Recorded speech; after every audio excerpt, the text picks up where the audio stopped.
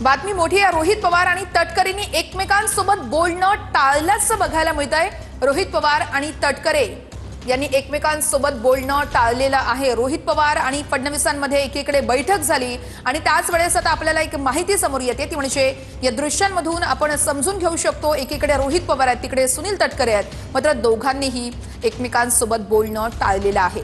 सुनील तटकरे अजितदादांचे राष्ट्रवादीचे नेते आणि रोहित पवार यांनी एकमेकांसोबत बोलणं टाळल्याचं या दृश्यांमध्ये आपण बघू शकतो। एकीकडे सुनील तटकरे उभे आहेत, तिकडे रोहित पवार उभे आहेत, ते चालत येत होते, मात्र इथे सुनील तटकरे उभे असून देखील एकमेकांसोबत त्यांनी बोलणं कुठेतरी टाळलेलं आहे। रोहित पवार हे सुनील तटकरे यांच्याकडे पाठ करून उभं असल्याचं देखील आपण या दृश्यांमध्ये बघू शकतो। ही दृश्य आहेत विधान भवन परिसरातली। फडणवीसांच्या भेटीनंतर रोहित पवार दालनातून बाहेर आले आणि सुनील तटकरे इथे काही व्यक्तींसोबत इथे उभे आहेत, बोलतायत आणि त्या ठिकाणाहून रोहित पवार आले, मात्र रोहित पवार यांनी सुनील तटकरे यांच्याकडे पाठ फिरवली आणि ते त्या साईडला तोंड करून चर्चा करत असल्याचं या दृश्यांमध्ये आपण बघतोय।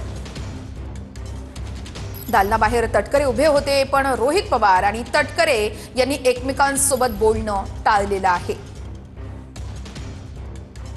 ही दृश्य आपण बघत आहोत।